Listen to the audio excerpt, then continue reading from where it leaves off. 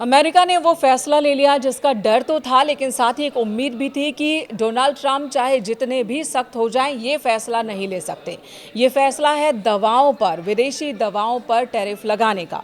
America की ओर से tariff बम लगातार फट रहा है। इस बार अमेरिकी राष्ट्रपति डोनाल्ड ट्रंप ने कई विदेशी प्रोडक्ट्स के आयात पर टैरिफ लगाया, जिसका ऐलान उन्होंने किया। शुक्रवार को उन्होंने कई बड़े फैसले लिए, जिसमें दवाओं पर भी 100% टैरिफ लगाने का फैसला लिया गया। और ये फैसला बहुत ज़्यादा झटका देने वाला माना जा रहा है, खासकर भारत के लिए। फार्मा प्रोडक्ट्स यानी कि दवाओं के आयात पर 100% टैरिफ लगेगा। 1 अक्टूबर 2025 से ये फैसला लागू भी हो जाएगा। और राष्ट्रपति डोनाल्ड ट्रंप के इस कदम से फार्मा इंडस्ट्रीज में हड़कंप मचना अब स्वाभाविक है। ट्रंप ने ब्रांडेड और पेटेंटेड फार्मास्यूटिकल उत्पादों के आयात पर 100% टैरिफ लगाने का ऐलान किया और अपने सोशल मीडिया साइट ट्रुथ पर इस बात की जानकारी भी दे दी है। भारत पर बहुत ज़्यादा असर पड़ने वाला है। क्या असर पड़ेगा इसकी बात करेंगे, लेकिन उससे पहले उस शर्त की बात कर लेते हैं जो डोनाल्ड ट्रंप ने रखी है। डोनाल्ड ट्रंप का कहना है कि अगर कोई कंपनी दवाओं के उत्पादन के लिए अमेरिका में ही अपनी फैक्ट्री स्थापित करती है, यानी कि दवा प्रोडक्शन हब वहीं पर तैयार करती है, तो उस कंपनी को इस फैसले से राहत मिल जाएगी, यानी कि उन्हें टैरिफ नहीं देना पड़ेगा। जाहिर सी बात है, जब फैक्ट्री अमेरिका में ही होगी, जब वहीं पर दवा का निर्माण होगा, वहीं के लोगों को नौकरी दी जाएगी, तो फिर रेसिप्रोकल टैरिफ की बात ही नहीं होती है।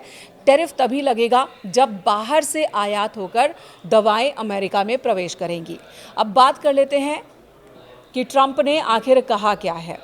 देखिए, ट्रंप ने अपने सोशल मीडिया साइट पर जो बातें लिखी हैं, जो जानकारी दी है, वो उनके शब्दों में ही आपको बता देती हूँ। ट्रंप ने ट्रुथ पर लिखा है, 1 अक्टूबर 2025 से हम किसी भी ब्रांडेड या फिर पेटेंटेड दवा उत्पाद पर 100% टैरिफ लगाएंगे, जब तक कि कोई कंपनी अमेरिका में अपना दवा निर्माण संयंत्र स्थापित नहीं कर रही हो। निर्माण का यहाँ पर मतलब होगा भूमि पूजन या फिर निर्माणाधीन। जरूरी नहीं कि फैक्ट्री पूरी तरह से बन गई हो। अगर वहाँ पर शुरुआत भी हो जाती है फैक्ट्री निर्माण की, तब भी टैरिफ से उसे छूट मिल जाएगी। इसलिए अगर निर्माण शुरू हो गया है तो इन दवा उत्पादों पर कोई टैरिफ नहीं लगेगा। और इस मामले पर ध्यान देने के लिए सभी का धन्यवाद। भारतीय दवा कंपनियों के लिए ये एक बहुत बड़ा झटका है। ऐसा क्यों, ये आपको बता दें। अमेरिका भारत का सबसे बड़ा फार्मा निर्यात बाजार है। अमेरिका में सस्ती जेनरिक दवाओं की डिमांड बहुत ज़्यादा होती है और इस डिमांड की पूर्ति भारत की ओर से ही होती है। और यही कारण है कि भारत पर इसका असर बहुत ज़्यादा हो सकता है, ऐसी संभावना है। डोनाल्ड ट्रंप द्वारा दवाइयों पर 100% टैरिफ घोषित किया गया और ये मुख्यतः ब्रांडेड और पेटेंटेड दवाओं पर केंद्रित है।